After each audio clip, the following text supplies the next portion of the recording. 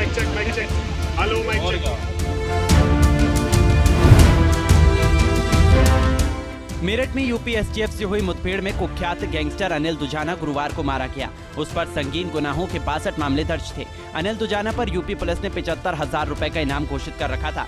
यहाँ तक की जानकारी तो सबको पता है, लेकिन आपको बताते हैं कि अनिल नागर कैसे बन गया अनिल दुजाना। ये बात है साल 2001 की। उस समय गौतम बुद्ध नगर में रियल एस्टेट का काम फल फूल रहा था। साथ ही अवैध सरिया माफिया का कारोबार तेजी से बढ़ रहा था। इसमें सुंदर भाटी गैंग के लिए अनिल दुजाना काम करने लगा। स्क्रैप हो या फिर अवैध सरिया का कारोबार, उससे सुंदर भाटी गैंग को काफी पैसा आने लगा। काफी लंबे समय तक अनिल दुजाना सुंदर भाटी के लिए काम करता रहा। साल 2001 में ही नोएडा के सेक्टर 20 थाने इलाके में हुई डकैती में अनिल दुजाना का नाम आया। इसके बाद अनिल दुजाना ने गाजियाबाद के थाना कबीरनगर क्षेत्र में सीकरी के रहने वाले और थाना बिसरक क्षेत्र के जलालपुर गाँव के रहने वाले एक व्यक्ति को मौत के घाट उतार दिया।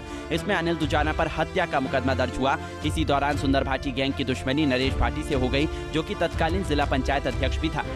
धीरे धीरे अनिल दुजाना के पास पैसा आता गया। अनिल को लगा कि अब उसको किसी की जरूरत नहीं है और खुद का ही एक गैंग खड़ा करने की सोचने लगा। लिहाजा अनिल सुंदर भाटी के दुश्मन रणदीप रिथौड़ी, राणपाल, अमित कसाना के साथ काम करने लगा। वक्त बीतता गया, तभी साल 2012 वो समय ऐसा आया जब अनिल ने अपना वर्चस्व कायम करने के लिए साहिबाबाद में सुंदर भाटी पर हमला कर दिया। गनीमत रही कि सुंदर भाटी इसमें बच गया।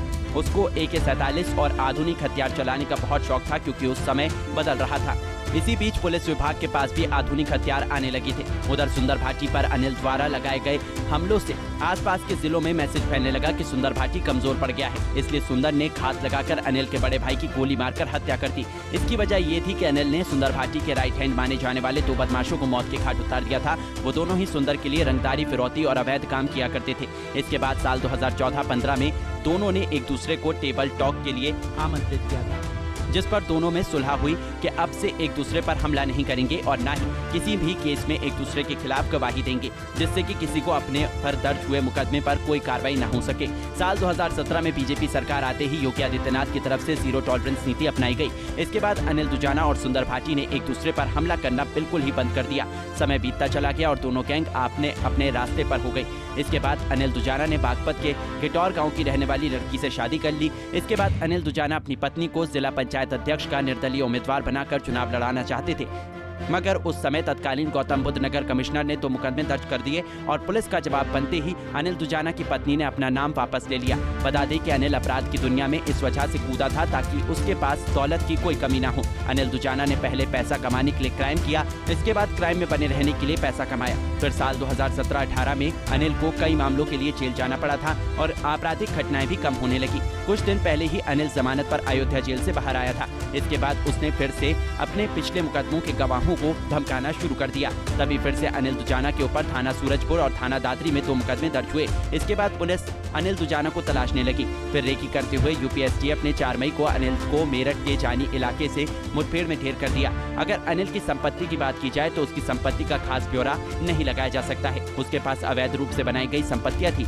उन संपत्तियों को उसने अपने खास करीबी 20 लोगों के नाम किया था।